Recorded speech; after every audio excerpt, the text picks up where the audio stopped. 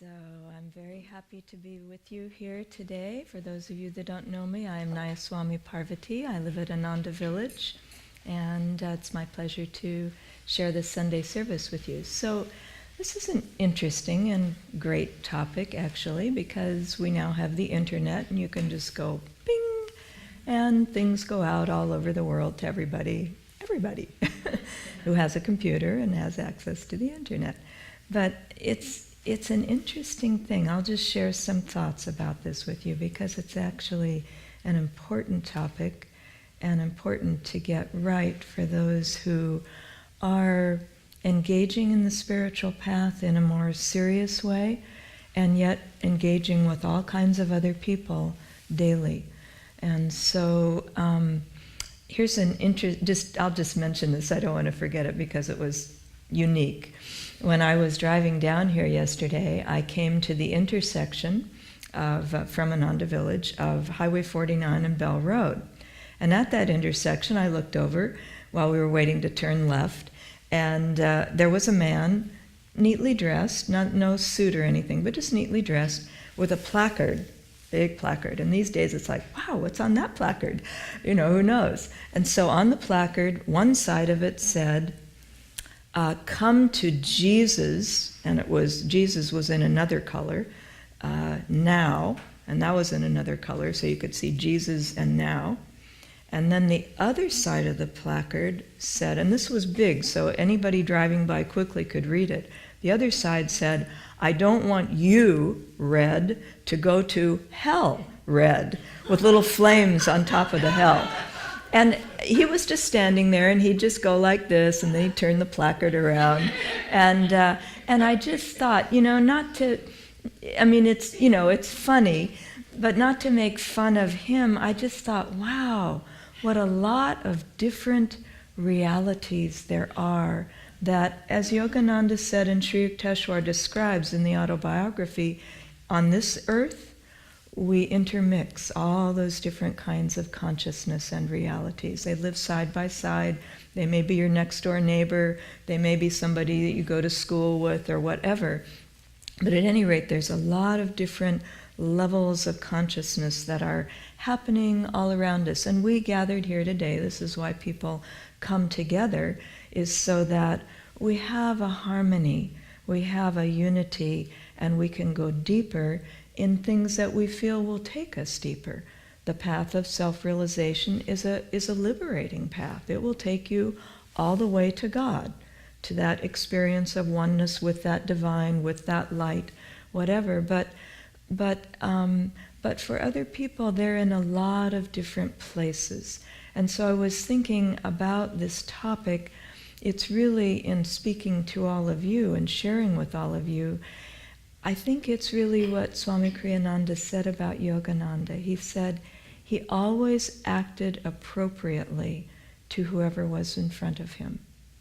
And I think that's really key to serving other people. We are fortunate enough to know about deeper truths and know a lot about them, have a meditation practice, do affirmations, live in a conscious, spiritual way, know about the spine and that's really important. That's an important element. In the movie Awake, there was a very interesting comment made by one of the, this is the movie about Yogananda, which I assume many of you have seen, but they had a lot of different people in there commenting on Yogananda's life. And one of them was the spiritual director of some sort at USC in Southern California, University of Southern California, and really well-spoken, really nice energy from him. But he said, just imagine, Yogananda came to this country in the 1920s, and he was talking about God being in your spine. I mean, that's a concept that is way beyond most people, way, way beyond.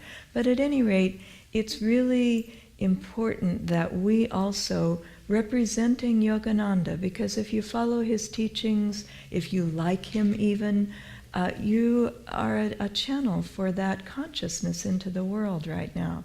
And that we do as he did.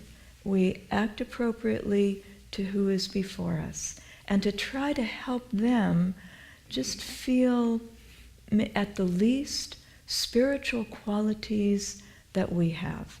We share joy with them. We just, not overwhelming, hi, I'm joyful, but just in who we are, we share our vibration and our consciousness with them. So I'll tell you about an experience that I had with my parents, who were good people, but we didn't have, so it was good. The home life was good. There was no strange energy going on, but there was no spiritual energy. My mother knew it was good to go to church, and so she sent me off to Sunday school, but they didn't go, So I would go to Sunday school, and then, you get to a certain age and you say, hey, why am I doing this and you don't, so you stop doing that. But then I progressed further, and I came to a place where life just didn't make sense other than spiritually. And so I was really seeking for a number of years, and then found the autobiography, read that. I thought, this is it. Found Ananda, all of that. And so I was living up there. I was an only child to my parents, and so I moved from the Bay Area to Nevada City, outside of Nevada City, out in the country, in this place that was very strange to most people like my parents. But I was an only child, so they came regularly to visit me from the beginning. My parents, I moved to Ananda Village permanently in the summer of 1972. At Christmas, my parents, in the middle of a snowstorm, showed up outside my trailer at the meditation retreat. How they ever got, but my mother was determined to see her daughter. So anyway, they appeared. It was like, what? They just appeared. There was no phone, there was nothing. So it was like, wow, how did you get here? But we had a good relationship. It was different once I went to Ananda, because I was living a very different lifestyle. My parents knew that, but we still connected. And in the beginning, when I would go to visit them, I would think, oh, we'll just have a nice time. Whenever I went in that way, it didn't work well, because their energy and consciousness was very different now from mine. And so I finally realized that I needed to be with them in the way that they could relate to. Good energy, we'd go shopping, we'd go out to eat, just nice, just simple. My parents, in all of the time that I was with Ananda, that they were alive, asked me once about the spiritual path that I follow. And I told them everything. All the gurus, Jesus Christ, Babaji, what they represented, what we did, meditation, all of that. They only asked once, and we never visited that topic again. And there was no negativity. But I just rolled it out, and then that was it. They basically needed to know that I was okay. I was living in a very strange place. There was a Swami there, all the people. I never showed them my house, because I lived, well, actually they did see the first house that we actually built. So that looked fairly normal, out in the middle of the woods with no running water and no electricity and all that kind of stuff. But then we never did that again, and then we just connected in a way that they could relate to, and they felt my energy. And at the very end of their lives, I said, I just want you to know I am very happy with what I've done with my life. I think they felt that all along, but they couldn't really relate to it in a norm, in a day-to-day basis. They didn't have that ability, but it was fine. And at the very end, my father had passed, and then my mother, and I spent a fair amount of time together the last couple of years. And at one point, she said to me, this had never happened. We had never talked about Ananda again. She just said, I might like to learn how to meditate. I didn't do that, but I was thinking, Wow, really? And it was great because I thought, yeah, she probably would. It was a little late in life for her to actually do that, but that was the way to really give them energy, and spiritual energy meaning good qualities, happiness, joy, peace, love, things that they could relate to as qualities, but not have to relate to how I got there, to do that. Because they weren't ready for that. So that always really struck me, because you have the guy standing on the street corner with the placard saying, you have to do this because otherwise the other side, you're going to go to hell if you don't. But that is totally inappropriate for most people. It just pushes them away. It's not going to help them spiritually.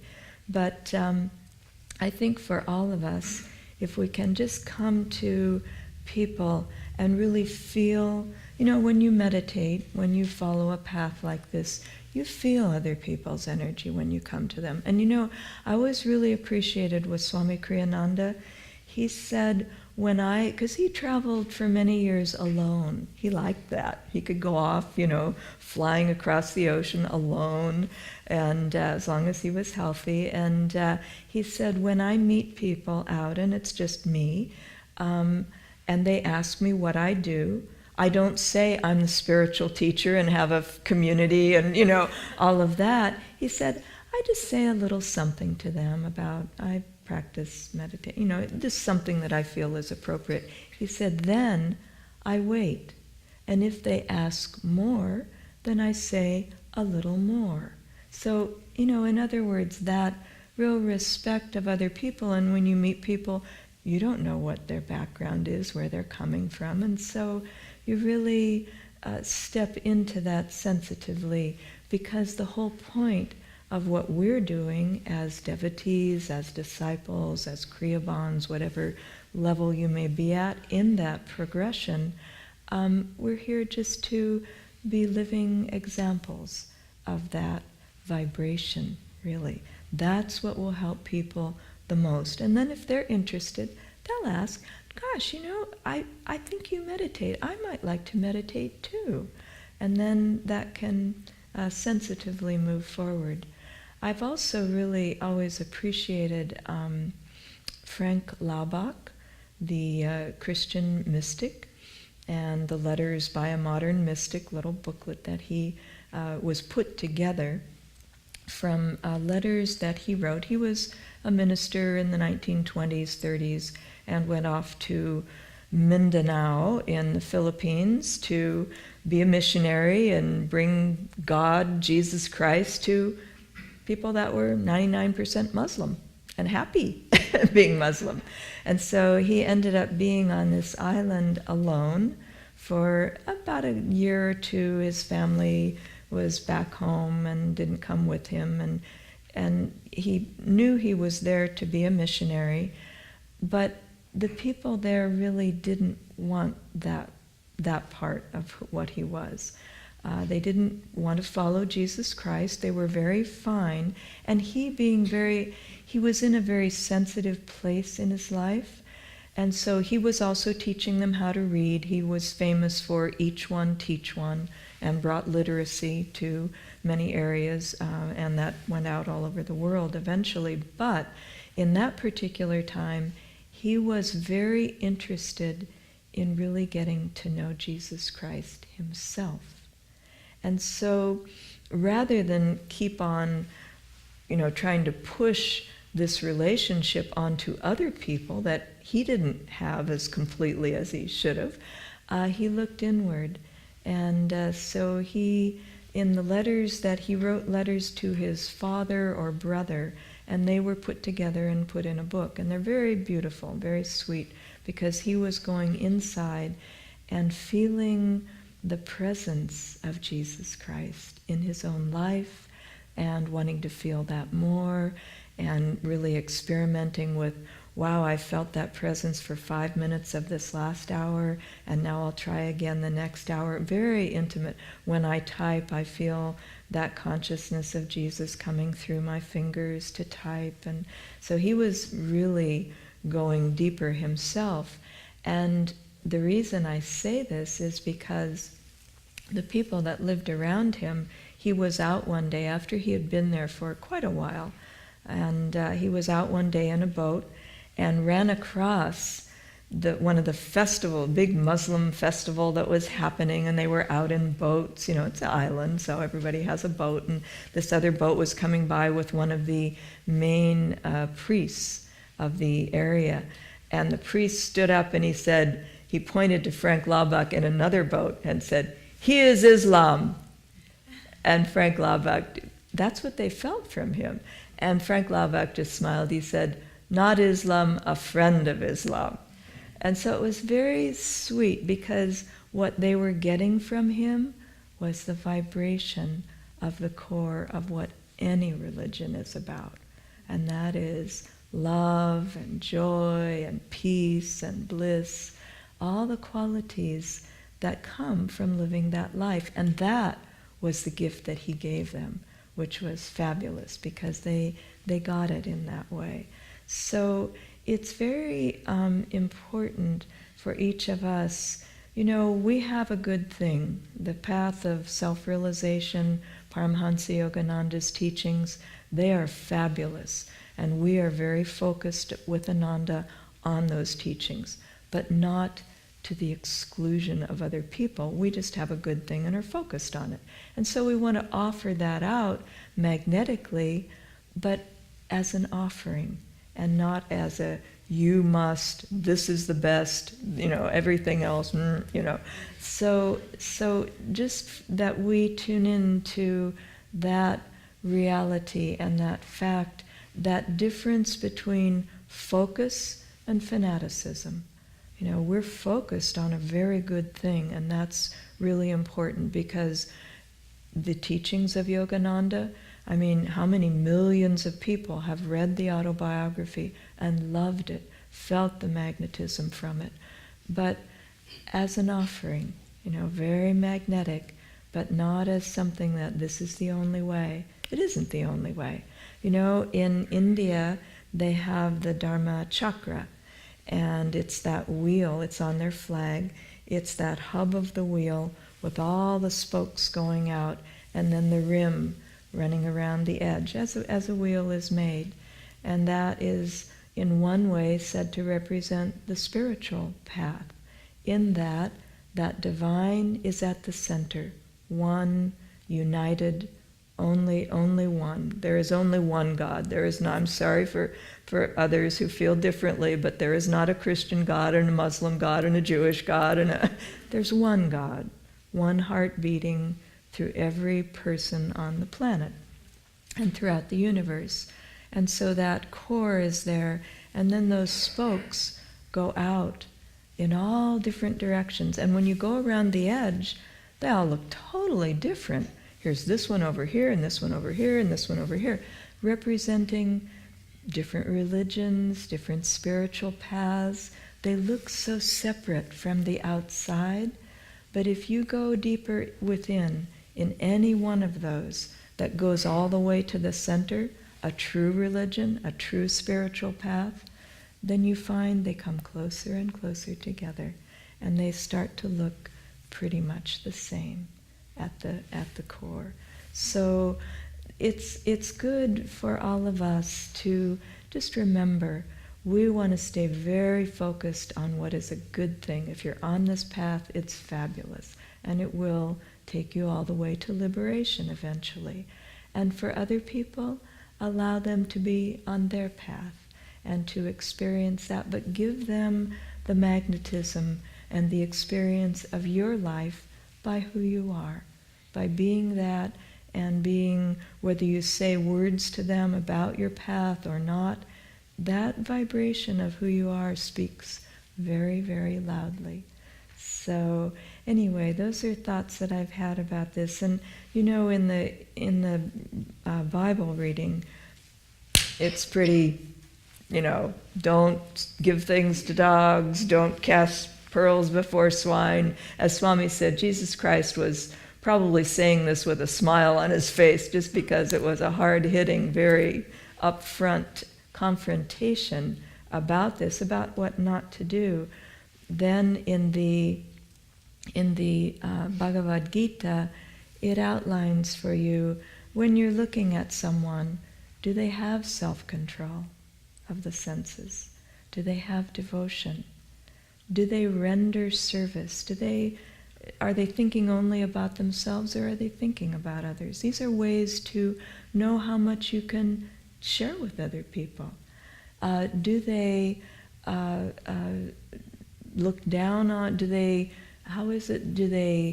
look down on, cast aspersions to the divine? They're not interested. Are they indifferent, to the spiritual teachings? One of the topics in one of the readings, the longer readings, you have to be thirsty. You have to want the teachings. And if you don't want them, you don't want to try to give them to people who don't want them. So all of those things in the Gita, in the reading today, they really do let us know a way to guide our own lives, but also when we're relating to other people, to understand those qualities in one way or another need to be there. And then the last thing I want to close with is truth democratic? No, truth just is. It is beyond any thing that we can do intellectually, and it's something that we want to attune to. So what is, we want to know the truth. And I remember someone saying to me, this was in a broader context, that, well, people want to know the truth. Well, they do and they don't. We do and we don't. But generally speaking, that truth is something that you attune to. When I first moved to Ananda, I remember it was the first time I had read the 14 Steps, which is now the Raja Yoga course, and I was thrilled by what I read there. It resonated with the deepest part of who I was, and it's the teachings of yoga. Swami Kriyananda wrote those over a couple of year period, but the truth in them, nobody had to tell me. I read them, I sat out in a little chair in the woods, and I thought, this is heaven. Here I am, and I'm learning about things that I could feel. That's what I've been looking for my entire life, this lifetime and for many lifetimes. The truth that was represented, that is represented in those teachings, it resonates with your soul. And you know it's true because of that, by your own inner experience. And you deepen that as you go along. So for all of us, that's the other side, that we're attuning to that truth and really opening more and more to that as we're able to go deeper and deeper, and to finally really become one with that truth. That's what self-realization is. You become one with the teachings, you become one with the light, you become one with that divine presence which is both within you and everywhere around you.